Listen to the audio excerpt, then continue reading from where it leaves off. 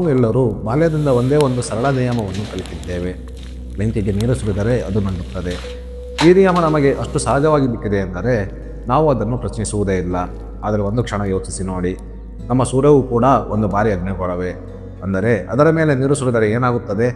ಅಥವಾ ಇನ್ನು ಮುಂದೆ ಹೋಗಿ ಯೋಚಿಸಿದರೆ, ಸಂಪೂರ್ಣವಾಗಿ ನೀರಿನಿಂದ ತುಂಬಿರುವ ಒಂದು ದೊಡ್ಡ ಗ್ರಹವೇ ಸೂರ್ಯನಿಗೆ ಡಿಕ್ಕಿ ಹೊಡೆದರೆ ನಮ್ಮ ಸೂರ್ಯ ನಂದುತ್ತಾನಾ, ಇಲ್ಲವೇ ಇನ್ನಷ್ಟು ಭಯಾನಕವಾಗಿ ಹೊಳೆಯುತ್ತಾನಾ? ಈ ಪ್ರಶ್ನೆಯ ಉತ್ತರ ನಮ್ಮ ಸಾಮಾನ್ಯ ತರ್ಕಕ್ಕಿಂತ ತುಂಬ ವಿಭಿನ್ನವಾಗಿದೆ. ಇಂದಿನ ವಿಡಿಯೋದಲ್ಲಿ ಸೂರ್ಯನೊಳಗೆ ನೀರು ಸುರಿದರೆ ಏನಾಗುತ್ತದೆ ಎಂದು ತಿಳಿಯೋಣ.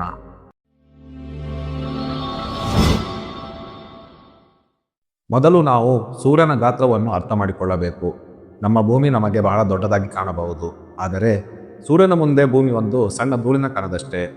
ಸೂರ್ಯ ಭೂಮಿಗಿಂತ ಸುಮಾರು 13 ಲಕ್ಷ ಪಟ್ಟು ದೊಡ್ಡದು. ಇಷ್ಟು ದೊಡ್ಡ ಸೂರ್ಯನ ಮುಂದೆ ಭೂಮಿಯಲ್ಲಿರುವ ಎಲ್ಲ ಸಾಗರಗಳ ನೀರನ್ನು ಒಟ್ಟಿಗೆ ಹಾಕಿದರೂ ಅದು ಸೂರ್ಯನಿಗೆ ಏನು ಮಾಡಲಾರದು. ಆ ನೀರು ಸೂರ್ಯನ ಎದುರು ಅಸ್ತಿತ್ವವೇ ಇಲ್ಲದಷ್ಟು ಚಿಕ್ಕದಾಗಿರುತ್ತದೆ. ಅಂದರೆ ಭೂಮಿಯ ನೀರಿನಿಂದ ಸೂರ್ಯನನ್ನು ನಂದಿಸುವುದು ಅಸಾಧ್ಯ. ಹಾಗಾದರೆ ನಿಜವಾದ ಪ್ರಶ್ನೆ ಏನು ಅಂದರೆ, ನೀರಿನ ಶಕ್ತಿ ಎಲ್ಲಿದೆ? ಉತ್ತರ ನಮ್ಮ ಭೂಮಿಯಲ್ಲಿಲ್ಲ, ಅದು ನಮ್ಮ ಬ್ರಹ್ಮಾಂಡದಲ್ಲಿದೆ. ನಮ್ಮ ಬ್ರಹ್ಮಾಂಡದಲ್ಲಿ ಕೆಲ ವಿಚಿತ್ರ ಗ್ರಹಗಳಿವೆ. ಅವುಗಳನ್ನು ವಿಜ್ಞಾನಿಗಳು ನೀರಿನ ಗ್ರಹಗಳು ಎಂದು ಕರೆಯುತ್ತಾರೆ. ಈ ಗ್ರಹಗಳಲ್ಲಿ ಭೂಮಿಯಂತೆ ಸ್ವಲ್ಪ ನೀರಿಲ್ಲ. ಸಾವಿರಾರು ಕಿಲೋಮೀಟರ್ ಆಳದ ಸಮುದ್ರಗಳು, ಮೇಲಿನಿಂದ ಕೆಳವರೆಗೆ ನೀರೇ ನೀರು.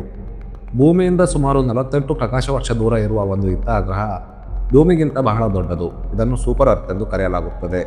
ಇದರ ಒಳಭಾಗದಲ್ಲೂ ಸಹ ನೀರು ಮತ್ತು ವಿಶೇಷವಾದ ಹಿಮದ ರೂಪಗಳು ಇವೆ. ಆದರೆ ಇಷ್ಟು ದೊಡ್ಡ ನೀರಿನ ಗ್ರಹವೂ ಸಹ ಸೂರ್ಯನ ಮುಂದೆ ಚಿಕ್ಕದೇ. ಒಂದು ನೀರಿನ ಗ್ರಹ ಸೂರ್ಯನನ್ನು ನಂದಿಸಲು ಸಾಧ್ಯವಿಲ್ಲ. ಆದರೆ ಕತೆ ಇಲ್ಲಿಗೆ ಮುಗಿಯುವುದಿಲ್ಲ. ನಮ್ಮ ಬ್ರಹ್ಮಾಂಡದಲ್ಲಿ ಇನ್ನೊಂದು ಅಪಾಯಕಾರಿ ಸಂಗತಿ ಇದೆ. ಅವುಗಳನ್ನು ರೋಗ್ ಪ್ಲಾನೆಟ್ಗಳು ಎಂದು ಕರೆಯುತ್ತಾರೆ.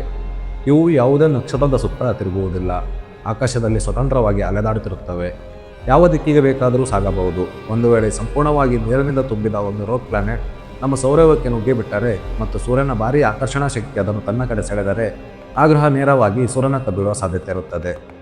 ಆ ನೀರಿನ ಗ್ರಹ ಸೂರ್ಯನಿಗೆ ಹತ್ತಿರವಾಗುತ್ತಾ ಬಂದಂತೆ ಮೊದಲು ಅದರ ಮೇಲ್ಮೈ ಬಿಸಿಯಾಗುತ್ತದೆ. ನೀರು ನಿಧಾನವಾಗಿ ಆವಿಯಾಗಲು ಶುರುವಾಗುತ್ತದೆ. ಆದರೆ ಒಂದು ಕ್ಷಣದಲ್ಲಿ ಸಂಪೂರ್ಣ ಗ್ರಹ ಆವಿಯಾಗುವುದಿಲ್ಲ, ಏಕೆಂದರೆ ಅದು ಅಪಾರ ಪ್ರಮಾಣದ ನೀರನ್ನು ಹೊಂದಿರುತ್ತದೆ. ಆದರೆ ಸೂರ್ಯನ ಮೇಲ್ಮೈ ತಾಪಮಾನ ಸುಮಾರು 6000 ಡಿಗ್ರಿ ಸೆಲ್ಸಿಯಸ್. ಯಾವುದೇ ವಸ್ತು ಈ ಪ್ರದೇಶವನ್ನು ಪ್ರವೇಶಿಸಿದರೆ ಕೆಲವೇ ಸೆಕೆಂಡುಗಳಲ್ಲಿ ಅದು ತನ್ನ ಅಸ್ತಿತ್ವವನ್ನೇ ಕಳೆದುಕೊಳ್ಳುತ್ತದೆ. ಭೂಮಿಯಲ್ಲಿ ಅತ್ಯಂತ ಗಟ್ಟಿಯಾದ ಲೋಹಗಳು ಕೂಡ 3000 ಡಿಗ್ರಿಯಲ್ಲೇ ಕರಗುತ್ತವೆ. ಅಂದ ಮೇಲೆ ನೀರಿನಿಂದ ತುಂಬಿದ ಗ್ರಹ ಉಳಿಯುವ ಪ್ರಶ್ನೆಯೇ ಇಲ್ಲ. ಇಷ್ಟು ದೊಡ್ಡ ಪ್ರಮಾಣದ ನೀರು ಸೂರ್ಯನ ಮೇಲೆ ಬಿದ್ದ ಮೇಲೂ ಸೂರ್ಯ ಏಕೆ ನಂದುವುದಿಲ್ಲ?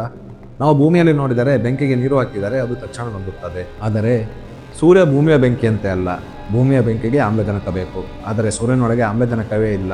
ಸೂರ್ಯ ಬೆಂಕಿಯಲ್ಲ, ಸೂರ್ಯ ಪ್ಲಾಸ್ಮಾದಿಂದ ಮಾಡಲ್ಪಟ್ಟಿದೆ. ಸೂರ್ಯನ ಮಧ್ಯಭಾಗದಲ್ಲಿ ನಿರಂತರವಾಗಿ ನ್ಯೂಕ್ಲಿಯರ್ ಫ್ಯೂಷನ್ ನಡೆಯುತ್ತದೆ. ಇಲ್ಲಿ ಹೈಡ್ರೋಜನ್ ಅಣುಗಳು ಒಂದಾಗುತ್ತಾ ಹೀಲಿಯಂ ಆಗುತ್ತದೆ. ಈ ಪ್ರಕ್ರಿಯೆಯಲ್ಲಿ ಅಪಾರ ಶಕ್ತಿ ಬಿಡುಗಡೆಯಾಗುತ್ತದೆ. ಅದೇ ಶಕ್ತಿ ನಮಗೆ ಬೆಳಕಾಗಿ, ಉಷ್ಣವಾಗಿ, ಜೀವವಾಗಿ ತಲುಪುತ್ತದೆ. ಈಗ ಇಲ್ಲಿ ನೀರಿನ ಪಾತ್ರ ಆರಂಭವಾಗುತ್ತದೆ. ನೀರು ಎಂದರೆ ಹೈಡ್ರೋಜನ್ ಮತ್ತು ಆಮ್ಲಜನಕ. ನೀರಿನಿಂದ ತುಂಬಿದ ಗ್ರಹ ಸೂರ್ಯನಲ್ಲಿ ಕರಗಿದಾಗ ಆ ನೀರು ಸಂಪೂರ್ಣವಾಗಿ ವಿಭಜನೆ ಆಗುತ್ತದೆ. ಆಮ್ಲಜನಕಕ್ಕೆ ಇಲ್ಲಿ ಯಾವುದೇ ಪಾತ್ರವಿಲ್ಲ, ಆದರೆ ಹೈಡ್ರೋಜನ್ ಅದು ಸೂರ್ಯನಿಗೆ ಶುದ್ಧ ಇಂಧನ. ಇಲ್ಲಿಯೂ ವಿಚಿತ್ರವಾದ ಸತ್ಯ ಏನೆಂದರೆ, ನೀರು ಸೂರ್ಯನ ಶತ್ರುವಲ್ಲ, ನೀರು ಸೂರ್ಯನಿಗೆ ಇಂಧನ. ನೀರಿನಿಂದ ತುಂಬಿದ ಗ್ರಹ ಸೂರ್ಯನೊಳಗೆ ಹೋದಷ್ಟು ಸೂರ್ಯ ಇನ್ನಷ್ಟು ಹೈಡ್ರೋಜನ್ ಪಡೆಯುತ್ತಾನೆ. ಇನ್ನಷ್ಟು ಹೈಡ್ರೋಜನ್ ಎಂದರೆ ಇನ್ನಷ್ಟು ನ್ಯೂಕ್ಲಿಯರ್ ಫ್ಯೂಷನ್, ಇನ್ನಷ್ಟು ಶಕ್ತಿ ಮತ್ತು ಇನ್ನಷ್ಟು ಬೆಳಕು. ಸೂರ್ಯ ನಂದುತ್ತಿಲ್ಲ, ಬದಲಾಗಿ ಇನ್ನಷ್ಟು ತೀವ್ರವಾಗಿ ಉರಿಯುತ್ತಾನೆ. ಆದರೆ ಇದರ ಪರಿಣಾಮಗಳು ಭಯಾನಕವಾಗಿರುತ್ತದೆ. ಸೂರ್ಯ ಹೆಚ್ಚು ಶಕ್ತಿ ಉತ್ಪಾದಿಸುತ್ತಿದ್ದಂತೆ ಅವನ ಭಾರ ಮತ್ತು ಆಕರ್ಷಣ ಶಕ್ತಿ ಹೆಚ್ಚಾಗುತ್ತದೆ. ಇದರ ಪರಿಣಾಮವಾಗಿ ಗ್ರಹಗಳ ಕಕ್ಷೆಗಳು ಬದಲಾಗಬಹುದು. ಭೂಮಿ ಸ್ವಲ್ಪವಾದರೂ ಸೂರ್ಯನಿಗೆ ಹತ್ತಿರವಾದರೆ ಭೂಮಿಯ ತಾಪಮಾನ ಅಸಹನೀಯ ಮಟ್ಟಕ್ಕೆ ಏರುತ್ತದೆ. ಸಮುದ್ರಗಳು ಆವಿಯಾಗಲು ಆರಂಭಿಸುತ್ತದೆ. ಹವಾಮಾನ ಸಂಪೂರ್ಣವಾಗಿ ಕುಸಿಯುತ್ತದೆ. ಭೂಮಿಯ ಮೇಲಿನ ಜೀವ ಉಳಿಯುವುದು ಅಸಾಧ್ಯವಾಗುತ್ತದೆ. ಇದಕ್ಕಿಂತಲೂ ದೊಡ್ಡ ಸಮಸ್ಯೆ ಏನೆಂದರೆ, ಸೂರ್ಯ ತನ್ನ ಇಂಧನವನ್ನು ಹೆಚ್ಚು ವೇಗವಾಗಿ ಖರ್ಚು ಮಾಡುತ್ತಾನೆ. ಅಂದರೆ ಸೂರ್ಯ ನಂದುತ್ತಿಲ್ಲ, ಆದರೆ ಅವನ ಆಯುಷ್ಯ ಕಡಿಮೆ ಆಗುತ್ತದೆ. ಅವನು ಬೇಗನೆ ತನ್ನ ಹೈಡ್ರೋಜನ್ ಸಂಗ್ರಹವನ್ನು ಖಾಲಿ ಮಾಡಿಕೊಳ್ಳುತ್ತಾನೆ. ಇದರ ಅಂತಿಮ ಪರಿಣಾಮ ಭೂಮಿಯ ಮೇಲಿನ ಜೀವನಕ್ಕೆ ವಿನಾಶಕಾರಿಯಾಗುತ್ತದೆ. ಹಾಗಾಗಿ ಸ್ನೇಹಿತರೆ, ಸೂರ್ಯನ ಮೇಲೆ ನೀರು ಸುರಿದರೆ ಸೂರ್ಯ ನಂದುತ್ತಾನೆ ಎಂಬ ಕಲ್ಪನೆ ತಪ್ಪು. ವಾಸ್ತವದಲ್ಲಿ ಸೂರ್ಯ ಇನ್ನಷ್ಟು ಹೊಳೆಯುತ್ತಾನೆ, ಇನ್ನಷ್ಟು ಅಪಾಯಕಾರಿಯಾಗುತ್ತಾನೆ. ನಮ್ಮ ಬ್ರಹ್ಮಾಂಡದ ಸಮತೋಲನ ಅತಿ ಸೂಕ್ಷ್ಮವಾಗಿದೆ. ಒಂದು ಸಣ್ಣ ಬದಲಾವಣೆ ಕೂಡ ಸಂಪೂರ್ಣ ಜೀವ ವ್ಯವಸ್ಥೆಯನ್ನು ನಾಶ ಮಾಡಬಲ್ಲದು. ಇದೇ ಕಾರಣಕ್ಕೆ ಇಂತಹ ಘಟನೆಗಳು ನಮ್ಮಿಂದ ದೂರದಲ್ಲೇ ಉಳಿದಿವೆ. ಮುಂದಿನ ವಿಡಿಯೋದಲ್ಲಿ ಇನ್ನೊಂದು ಅಚ್ಚರಿಯ ವೈಜ್ಞಾನಿಕ ಕಥೆಯೊಂದಿಗೆ ಮತ್ತೆ ಭೇಟಿಯಾಗೋಣ. ಇದು ಮಿತ್ಕುರ, ಸತ್ಯ ಮತ್ತು ರಹಸ್ಯಗಳ ಸಂಗಮ.